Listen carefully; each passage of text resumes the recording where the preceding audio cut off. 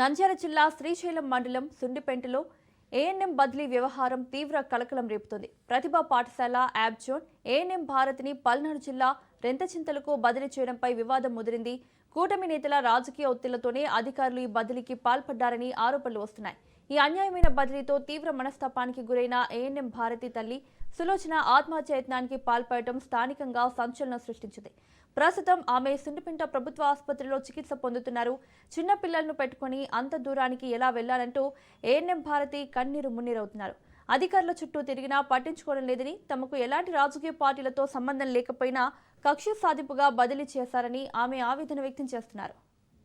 ఆ మాట అంటారు. యుగంధర్ రెడ్డి ఏమో ఫోన్ చేసి వాళ్ళని ఎవరినో పెద్దలని ఇబ్బంది పెడుతుంటారు. వాళ్ళేమో ఫోన్ చేసి అమ్మాయి కాంట్రాక్టర్లు అమ్మాయి ఇంకా మాట్లాడుకోలేదు, నువ్వు ఎమ్మెల్యే తోటి పోయి కలవాలంటే నీది పెద్ద సంగతి ఉందని వాళ్ళు అంటారు. ఆ రోజు ఉన్నాడు ఆయన, వాళ్ళ ఎదురుగానే పోయినాడంటే లేడు. అనంతపురం పోయినాడు, కర్నూలు పోయినాడు.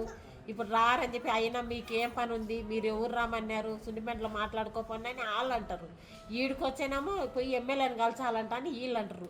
ఆడికి సన్నబిల్లు వండేసుకొని 2 రోజులు నైట్ పగలు ఆడుండి ఆడ మాట్లాడితే నాకు సంబంధం లేదమ్మా, నాకు తెలియదు, నీ విషయమే తెలియదు అని ఆయన అన్నాడు.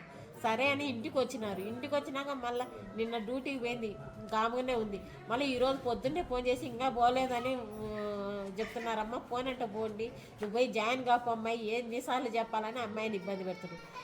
మా ఆయన ఆ అమ్మాయి పోయి, సార్ నేను ఎట్ట పోవాలి సార్, చిన్నపిల్లలను చేసుకొని అని పోతే, మీ వాళ్ళు ఇట్లా మీకు చాలా కొవ్వు ఉంది, మిమ్మల్ని ఎట్ట రానిచ్చుకుంటారు, ఆయన ఎట్ట చేస్తారు, ఫోన్ వెళ్ళిపోండి, ఎవరిని పట్టుకున్నా ఎవరిని కాలు పట్టుకున్నా ఇదేం కనికరం లేదులే, వెళ్ళిపోండి అని చెప్పి చెప్తున్నారంట.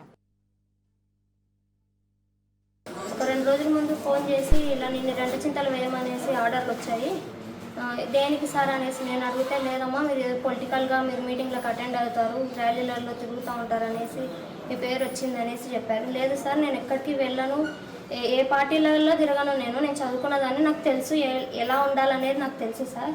ఉద్యోగం వచ్చిన తర్వాత నేను ఎలా వదులుకోవాలనేది నాకు తెలుసు, నేను ఎలా తిరుగుతాను అనేసి కూడా క్వశ్చన్ చేశాను వాళ్ళని. వాళ్ళు అనేసి అన్నారు, లేదమ్మా వాళ్ళు మిమ్మల్ని ప్రెజర్ చేస్తున్నారు పంపించేయాలనేసి, ఏదైనా ఉంటే వాళ్ళని చూసుకోండి, మాకు కూడా పైనుంచి ప్రెజర్ ఉంది పంపించాలనేసి. యుగంధర్ రెడ్డి అనేసి చెప్పారు.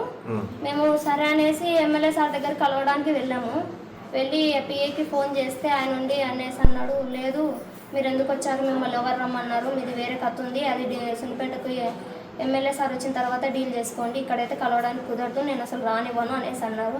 అక్కడికి వర్షంలో చిన్న బాబుని పెట్టుకొని 2 రోజులు అలానే ఆటోలోనే ఉన్నాము.